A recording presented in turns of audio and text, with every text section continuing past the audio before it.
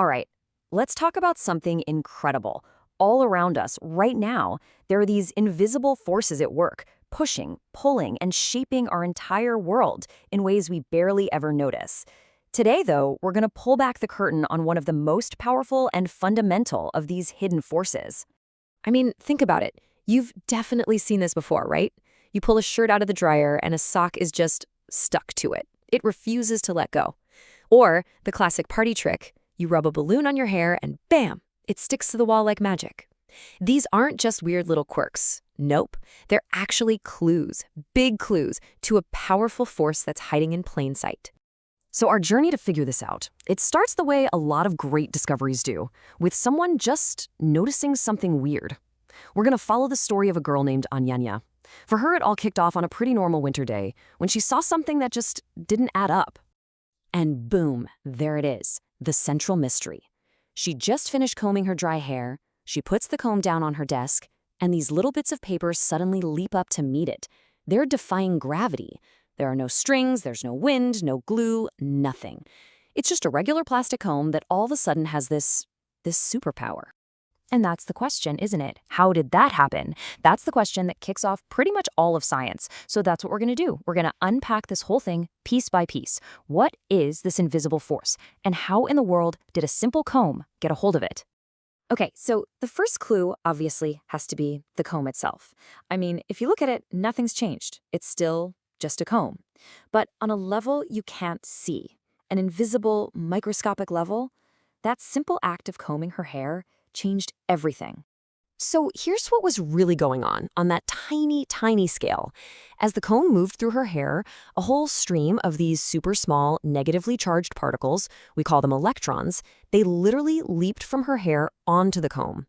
This threw everything out of balance, giving the comb a bunch of extra negative charge. You could say it was now armed. All right, so the comb is charged. Got it. That part makes sense. But here's where the puzzle gets a little deeper. Those little pieces of paper, they were just sitting there. They were electrically neutral. That just means they had a perfect, even balance of positive and negative charges. So the big question is, why would a negatively charged comb attract something that's totally neutral? Well, the answer is this really cool concept called electrostatic induction. Check this out. As that negatively charged comb gets close, its powerful, invisible field literally shoves the paper's own electrons to the far side. This leaves all the positive charges on the side closest to the comb, so without even touching, the comb rearranges the charges inside the paper. And that creates the attraction. That's the pull. So, okay, mystery of attraction solved. But hold on, because the story is not over. Not by a long shot. Ananya's brother shows up with a new experiment, and this time the result is the complete opposite. We're not talking about a pull anymore. We're talking about a powerful push. So here's the setup. He takes two identical balloons, and he rubs both of them with a piece of wool. This loads them up with that exact same negative charge, just like the comb had. But, and this is the wild part, when he brings the two charged balloons close to each other, they actively fly apart. They push each other away, like there's an invisible spring between them. And Ananya asks the perfect next question. First, we saw a charged object pull in a neutral one. Now we're seeing two objects with the same charge push each other away. So what's the deal? What's the fundamental rule that explains both of these things? So we've got a pull and we've got a push. On the surface, they seem like total opposites, right? But here's the secret. They're not two different forces. They are just two sides of the very same coin. Two different expressions of the exact same underlying principle, the electrostatic force. All right, it is time. Let's reveal the beautiful, simple principle that connects all of these dots. The one single rule that explains both the jumping paper and the repelling balloons.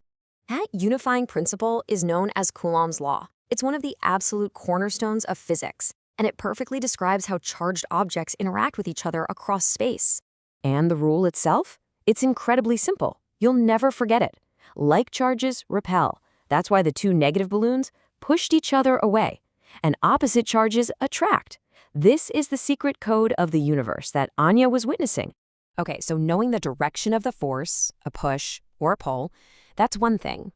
But physics lets us go even deeper and ask, well, how strong is that force? How much push? How much pull?